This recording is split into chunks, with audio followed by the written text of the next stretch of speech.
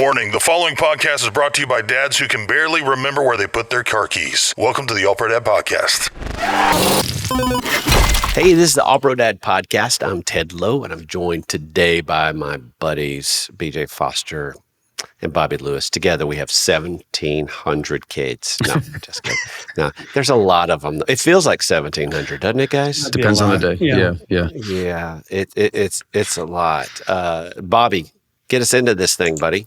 Yeah, I know that you guys use social media. Everybody kind of does. It's just a way of life now. And I was thinking about social media and my own consumption habits the other day, and it made me think of a conversation I had. Perhaps you guys have had a similar chat like this with a friend of yours. A buddy called me up and said, "Hey, I really need some help with something.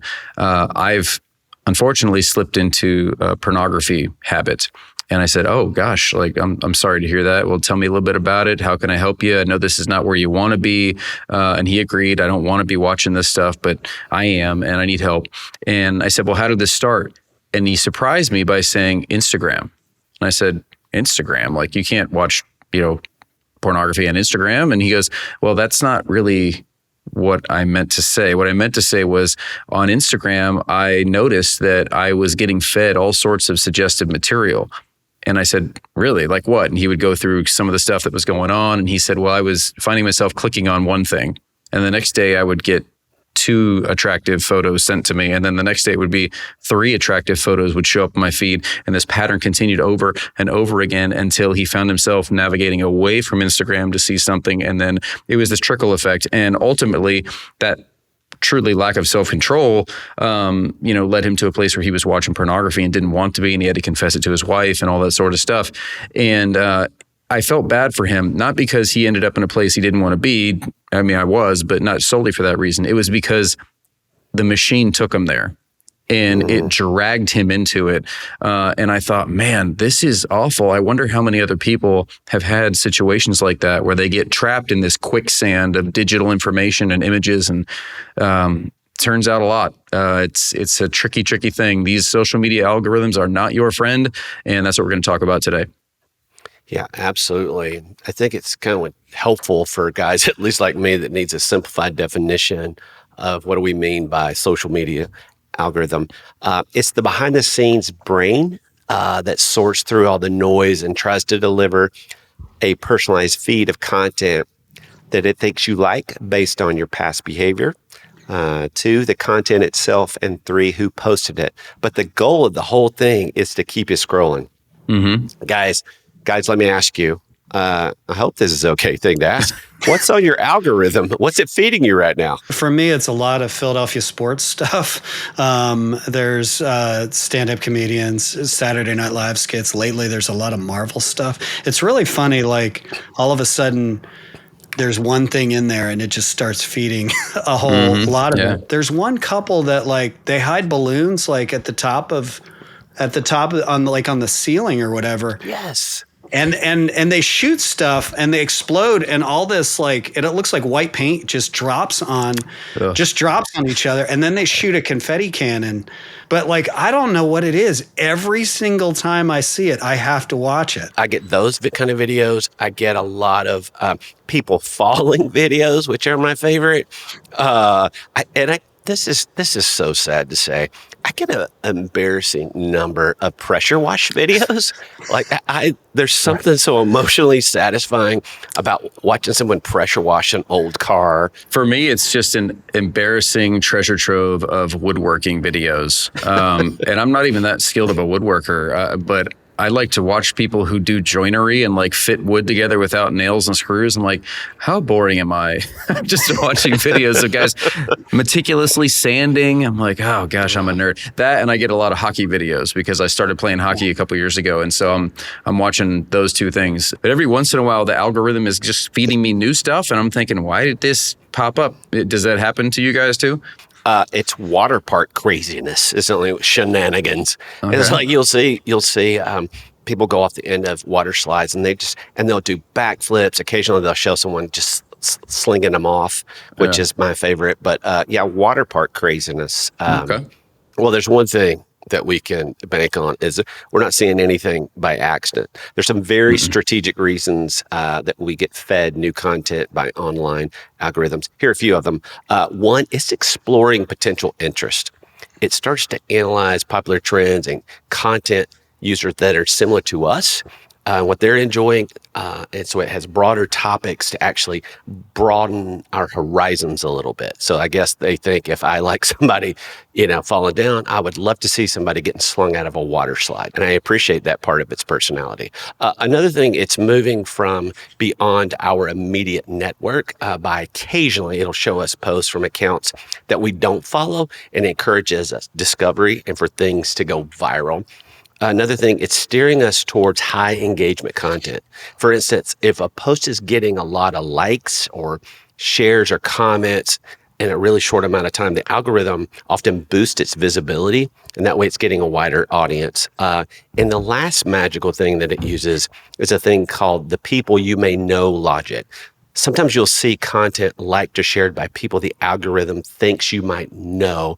But again, the thing we got to keep remembering, the main goal of it is to keep you scrolling, right? Yeah, that's why I get sourdough bread videos, because the algorithm thinks I know my wife, which I do, and she likes sourdough videos. And so, yeah, that's how it feeds me those occasionally. I love that sourdough video. Oh, man.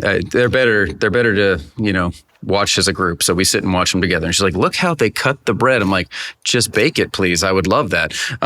So yeah, and this is across all platforms. You mentioned the algorithm. That's kind of a broad term, but this is for TikTok, Instagram, Facebook, all of them. All of these social media networks use kind of the same technology.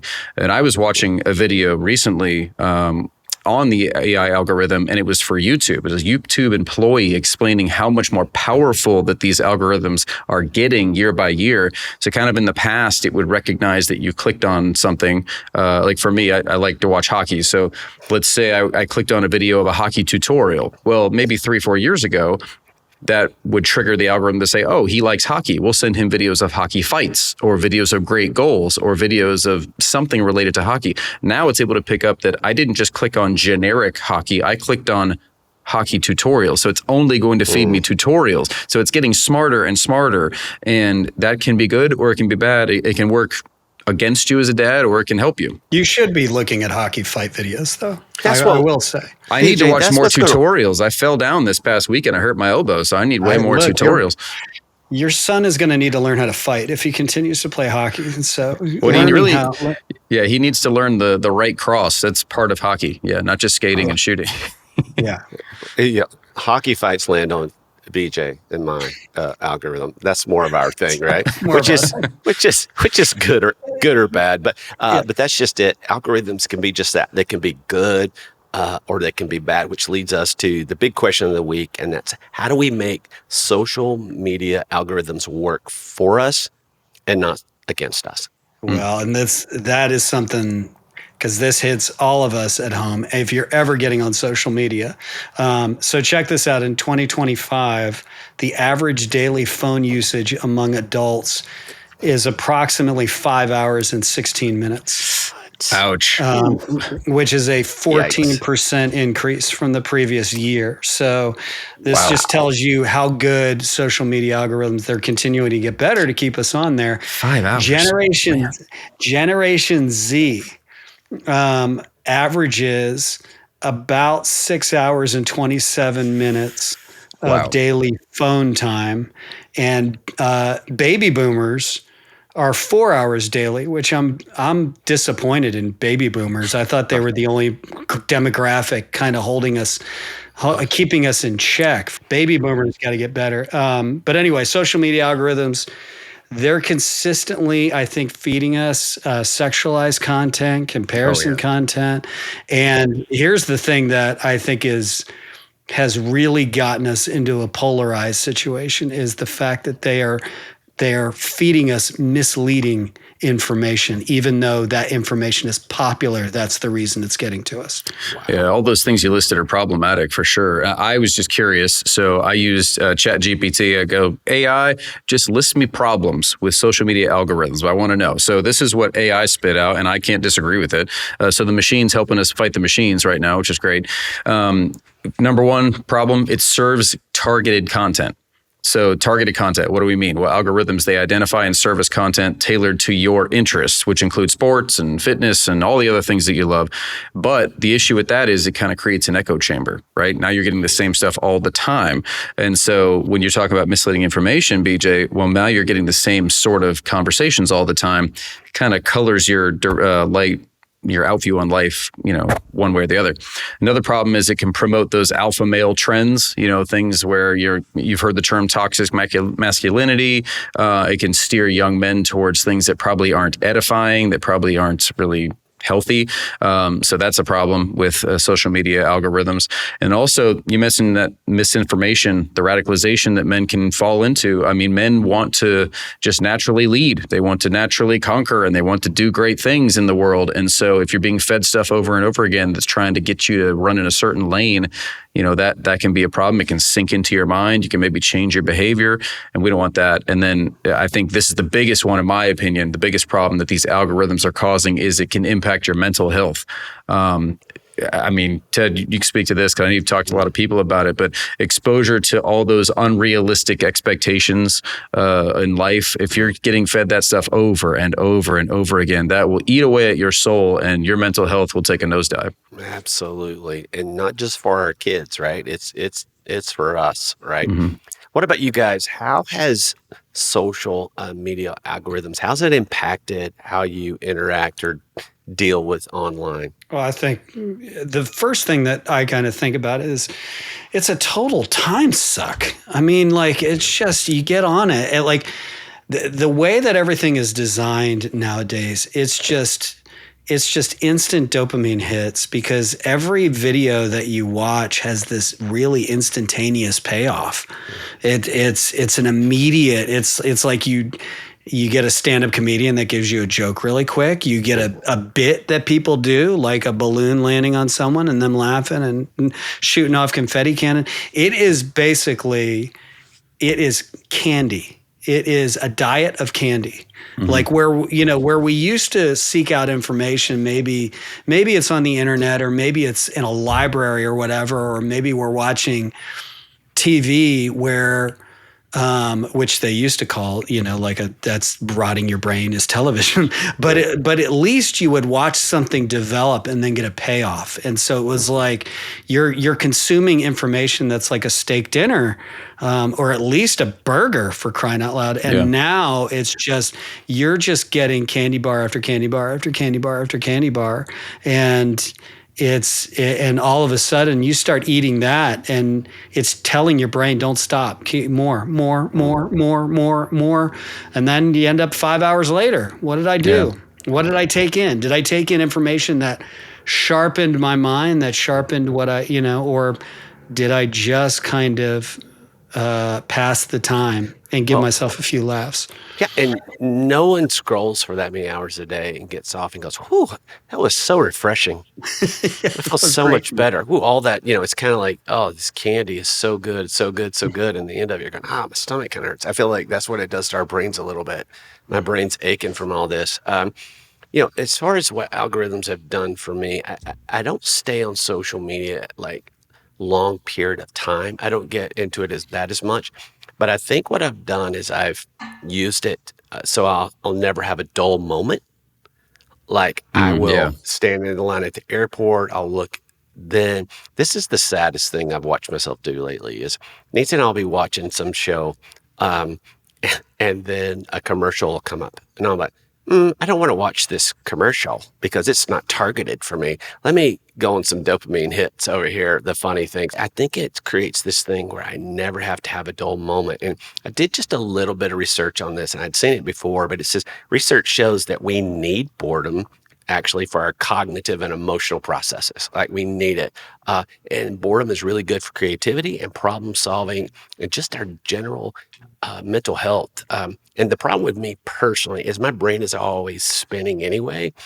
And an algorithm full of videos hits that spinning brain and around it goes. And for me, it robs me of time to just be, to just breathe a minute, to not always have inputs coming in. Yeah. So how do we do this, you guys? Let's turn it toward maybe more the positive. How do we make it work for us and not against us. Yeah, I think the number one thing is you have to train it. And you can train the social media algorithm to work for you. I know we've kind of painted this dark and gloomy outlook on it, but you can. You have total control over what you're seeing. The number one way you can do that is to just engage authentically. Only like stuff, only click on stuff, only share and comment on stuff that you genuinely care about. Because every single time you tap, you're giving information to the machine and it will use it against you if you didn't do it authentically. I think the second thing you need to do is just follow people intentionally. You got to be careful with this sort of stuff. In fact, this just happened to me today. I told you I like to watch the woodworking videos, right? Well, there's this one woman who's been doing woodworking stuff, and she's been making these really intricate signs, like, business signs and stuff, but she's making them out of wood. And so I've been watching, like, you cut the certain ways and you organize it. Well, today, I was looking at the Instagram and maybe she's got a new thing. I see the picture up here and I click on it and now it's her like showing off a new bathing suit she got. And I was like, whoa, that is not what I was expecting you to see. So I'm not following that person anymore. You have to follow intentionally, because once you start seeing stuff that you don't want to see, you can back out of it. Then I think the third thing is explore mindfully. There are these options within the social media apps where you can search for things. Some of them call them explore or like For You pages, depending on which social media platform you're using. Every time you type something in, whether you're just looking for something to show a friend or whether you're genuinely searching for information, this algorithm remembers that, and it will remember that you typed in water slide or whatever it is, Ted, and then it will start showing you those things over and over. So only truly search for stuff that you're authentically interested in, because it will remember and it will spit it back out. I didn't even know that you could control the algorithm. Yeah, so like I said, I like couples that do pranks on each other, and it's not a far cry from that to, you start doing couples that are doing funny things, and there are a lot of these couples that'll start doing like sexually funny things, like kind of maybe a joke or something that's off color, or they say, and it's one of those things I'm like, all right, like I like the other stuff that they do. So I'll keep following that. Or the sick part of me is like, okay, that's kind of funny, even though it's, and then, so I'll keep watching. Well, all of a sudden the algorithm is like, oh, this guy likes sexually charged stuff. And so they start throwing that and so I started seeing stuff pop up on my Instagram, and I'm like, well, I don't want somebody looking. There was a Saturday Night Live skit that was like, hey, let's play a game where we all look at our, what's on our feeds. And the guys were like, right. And so I'm like, I don't want somebody looking at my feed thinking that this is what I'm into when I'm, and so I kind of thought the way to resolve that was, well, I need to click on that thing and scroll past it till it's something appropriate. But the second I click on it, it was almost like I started to get more of that stuff, because they're like, oh, he keeps clicking on this stuff. So like, one day our producer, one of our producers, Corey, was like, yeah, I've had to like, stuff is popping up on my feed. I'm having to tell them I'm not interested in that. And I'm like, you can do that? And so, you on Instagram, you press the 3 dots and you can, all of a sudden it says not interested. And I start clicking on that. Well, stuff like that stop popping up on my feed, and it's been a whole lot better. Yeah, I was going to suggest that next. That there are, on every platform you use, options to block, to mute, or to hit not interested, or to unfollow. There's all these sorts of things. Just like when the algorithm is noticing that you're typing in water slide or whatever you're typing in, it remembers and feeds you that. It remembers also that when you hit not interested, it knocks that out. It's like, I'm not going to waste time. Like you said, the goal is to get you to watch more and more. And if it's feeding you stuff you're not interested in, the more likely you are to not watch anymore. And it wants you to keep watching. Nixing the content you don't like, mute, block, not interested, unfollow, that trains the algorithm as well. So we got to take advantage of that. Yeah. By the way, and I don't want the guys watching this thinking that a lot of this stuff is not a temptation either for me. Stuff pops up and I'm like, oh, she looks good. And so it's very easy to kind of go, I like seeing that. But this is where, and it's really funny because stuff like that will, even though I've said, I'm not interested,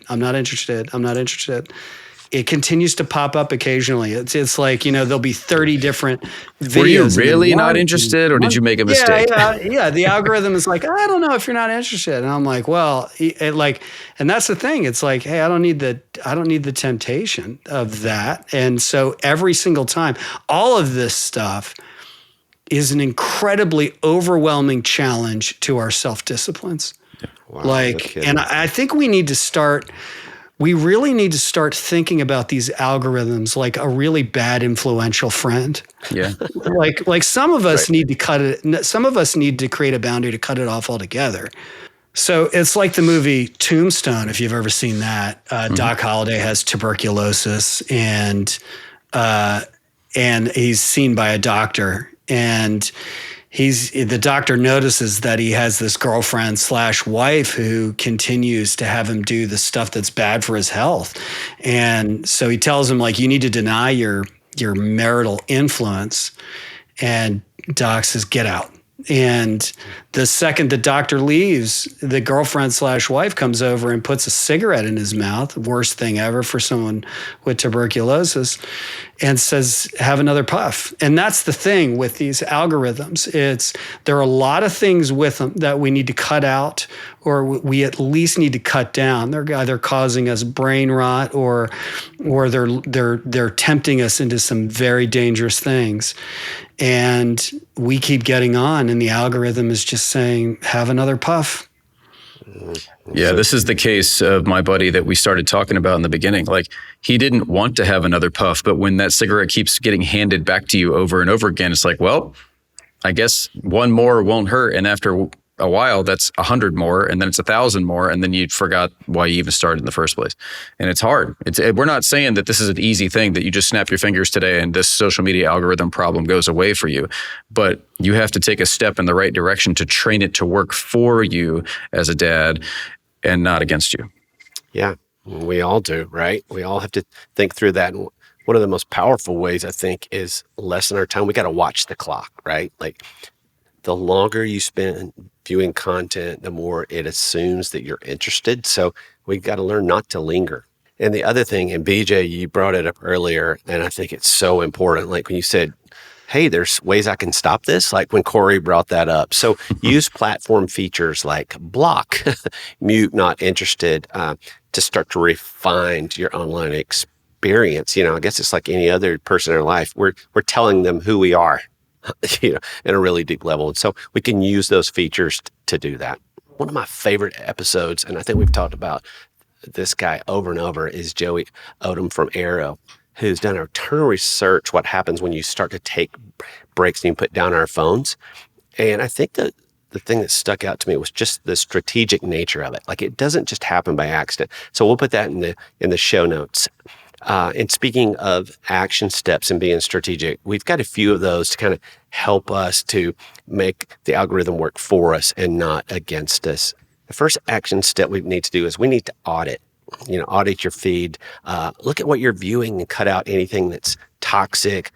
We need to mute harmful content. We need to resist the urge to click on things that are harmful.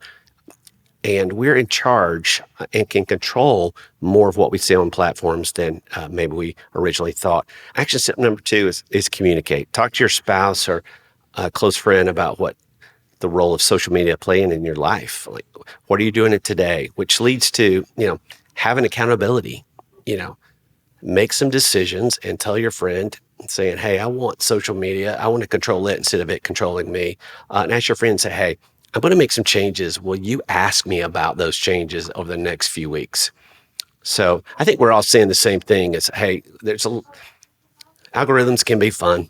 We can see fun things, a little break, but we've got to be careful and be intentional. Yeah, and notice that at no point during this entire discussion did we say, just get rid of social media and you'll be happy. Like, we understand it's not going away. Like, this is something that's been part of daily life for well over a decade, and there's no reason to believe it's going to go away. This is one of the main ways people communicate, but it doesn't have to be your enemy. You can try to make it your friend, and that's what we're trying to talk about. I think one of the things that I've kind of tried to just take the initiative on is anytime I'm in a public space, when I'm by myself, I mean, I kind of already have this rule. If I'm with people, I'm not on my phone, or at least I try not to be on my phone. But like I'll be in airports or somewhere and everybody is looking down at a phone, like everyone. And so there'll be moments like that whenever I try to get it in my mind. Every time I see people that are on their phones, I put my phone away. And so like that, airports has been that was the latest thing in the past week. I was in a lot of airports. And so I just decided to put my phone away and look out the window, or look at the things that you would have looked at in 1988. Oh, 88. There was a sky in 1988. There was a sky. There's trees, birds. There are planes taking off. There's a million people walking around that's like, I wonder where they're going. Like, maybe we need to get it in our minds, like, whenever we see people on their phones, like, let's just try taking our phone and putting it away for the next 10 minutes and see what happens. I like that. BJ, that's important, just to start changing those habits and being intentional about that. And it won't feel right at first, right? Like you start, patting for your phone in your pocket, because this is what we do. Well, you guys, this has been a very important conversation because it just matters to what's going on in our brain and what our kids are seeing too, right? And so this moves us to our pro move of the week, which is to mute or block content when you notice it has the potential to lead you to a place that you don't want to go online, to take one of those action steps that were actually provided by the platforms themselves. So it's good stuff. That's a pro move for every day. You're going to have to be, you're going to have to, every time you get on it, you're going to have to do that pro. That's not just the pro move of the week. That's pro move of your life. You're going to have to not, Doc Holliday, stop taking the cigarette, right? You got to stop, get away. You guys, thank you, as always, for hanging out with me today. It's good stuff.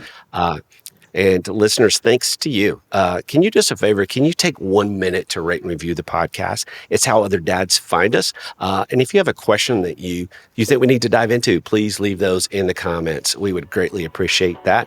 And as always, most of all, we want to say thank you for listening. We know that you and your kids will be glad that you did. Thanks again for listening to the All Pro Dad podcast. Behind every episode is our amazing team. Producer Haley Mawat, audio and video editor Buck Buchanan, and production coordinator Corey Walliff. All Pro Dad is the fatherhood program of the nonprofit Family First. Along with our motherhood program, iMom, we exist to help you love your family well. So remember, if you have more questions than answers, then you're probably in the right place. See you next time.